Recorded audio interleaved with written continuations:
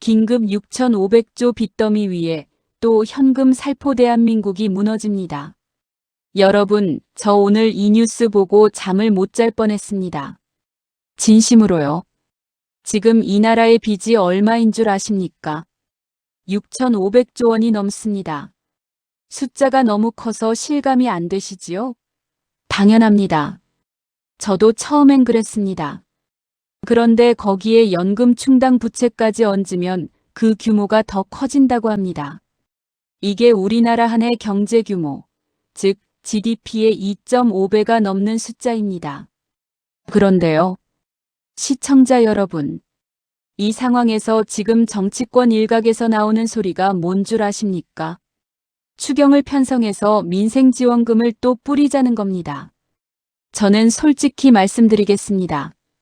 이걸 듣는 순간 기가 막혔습니다. 말문이 막혔어요. 오늘 이 영상에서 저 김선기가 이 문제의 진짜 실체가 무엇인지, 왜 이게 단순한 예산 논란이 아닌지, 그리고 우리가 지금 어떤 선택의 기로에 서 있는지 세 가지를 중심으로 낱낱이 말씀드리겠습니다. 끝까지 봐주십시오. 자, 팩트부터 짚겠습니다. 최근 발표된 통계에 따르면 우리나라의 국가 총부채 규모가 6,500조 원을 초과했습니다. 이는 국내 총생산 대비 250%가 넘는 수준이고 연금 충당 부채를 합산하면 그보다 더 불어난다는 분석도 나오고 있습니다. 단순하게 말하면 이 나라가 한 해에 버는 돈의 2배 반 이상을 이미 빌려 쓴 상태라는 뜻입니다.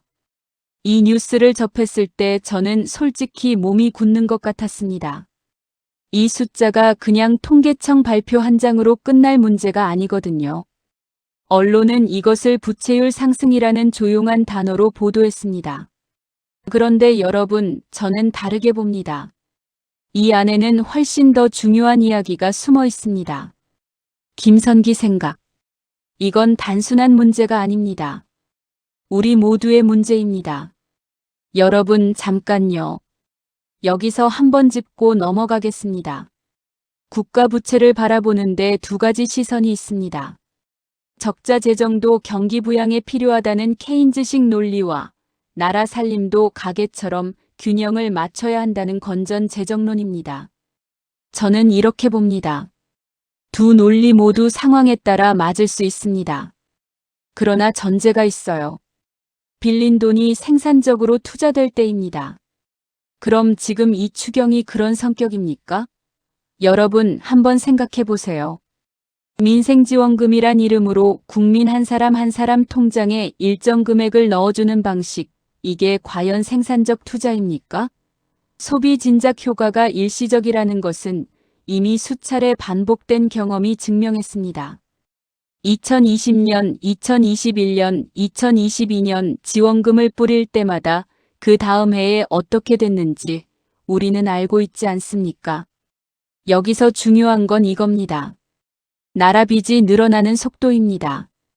GDP 대비 부채 비율이 이미 250%를 넘었다면 이제는 빌린 돈으로 빌린 돈의 이자를 갚는 상황에 가까워지고 있다는 신호일 수 있습니다. 경제학에서는 이걸 부채의 함정이라고 부릅니다. 빠져나오기가 점점 어려워지는 구조 말입니다. 시청자 여러분, 여기서 역사를 한번 돌아봐야 합니다. 1990년대 일본이 이 길을 걸었습니다. 경기 침체가 오자 나라 돈을 쏟아부었고 결과적으로 잃어버린 30년을 만들었습니다. 그 청구서는 지금도 일본 국민이 지고 있어요. 우리가 그 길을 따라가고 있지는 않은지 제 판단에는 심히 우려스럽습니다. 이뿐이 아닙니다. 연금 충당 부채라는 것이 있습니다. 국민연금, 공무원연금, 군인연금, 이미 약속된 지급액을 현재 가치로 환산한 잠재 부채입니다. 이것까지 포함하면 실질적인 나라 빚은 공식 수치보다 훨씬 더 클 수 있습니다. 그런데 정치권은 이 숫자를 앞에 놓고도 현금 지급을 논의하고 있습니다. 성경에 잠언 22장 7절 말씀이 있습니다. 부자는 가난한 자를 주관하고 빚진 자는 채주의 종이 된다. 나라도 예외가 아닙니다. 빚이 지나치게 많아지면 국가의 정책 자주권이 흔들립니다. 외채 상환 압박이 오면 국민 복지는 뒷전이 됩니다. 우리 어르신들이 받으실 연금, 의료비 지원이 언제까지 지속될 수 있을지 이게 연결된 문제입니다. 그냥 경제 뉴스가 아니에요. 왜 이걸 아무도 말 안 합니까? 제가 말하겠습니다. 여러분, 이 부분 꼭 기억하셔야 합니다. 추경을 통해 민생지원금을 지급하자는 주장이 나올 때마다 그 재원이 어디서 오는지 묻는 목소리는 항상 작습니다. 왜 그렇습니까? 표가 되는 말은 크게 말하고 청구서 이야기는 작게 말하는 것. 이게 정치의 오래된 습관이기 때문입니다. 이게 정상입니까? 빚이 GDP의 2.5배가 넘는 나라에서 국민 혈세로 또 현금을 뿌리겠다는 발상이 과연 정상적인 국가 운영입니까? 저는 도저히 납득이 되질 않습니다. 물론 서민들이 어렵다는 것, 저도 압니다. 저도 현장에서 어르신들을 매일 만납니다. 생활비 걱정하시는 분들, 병원비 걱정하시는 분들, 그 고통은 진짜입니다. 그렇기 때문에 더욱 말씀드립니다. 지금 잠깐의 현금 지급이 장기적으로 그분들의 연금과 의료 지원을 위협하게 된다면 그것은 선심이 아니라 배신입니다. 제 판단에는 이 시점에 추경을 통한 현금 살포는 재정 건전성을 무너뜨리는 잘못된 방향이라고 봅니다. 단기 인기를 위해 미래 세대에게 감당하기 어려운 짐을 지우는 일입니다. 이걸 그냥 넘기면 안 됩니다. 우리가 입을 닫으면 이 흐름은 계속됩니다. 지금 이 순간 눈 뜨고 계셔야 합니다. 절대 놓치면 안 됩니다. 이건 단순한 문제가 아닙니다. 우리 모두의 문제입니다. 지금 이 순간 눈 뜨고 계셔야 합니다. 절대 놓치면 안 됩니다.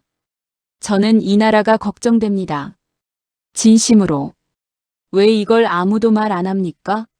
제가 말하겠습니다. 여러분이 알아야 이 나라가 삽니다. 김선기 생각. 저는 이렇게 봅니다. 이 문제에 대한 제 입장은 분명합니다. 지금 이 시점의 추경 민생지원금 지급에 저는 반대입니다. 이유는 세 가지입니다. 먼저 재정 건전성이 이미 임계에 가까워졌습니다.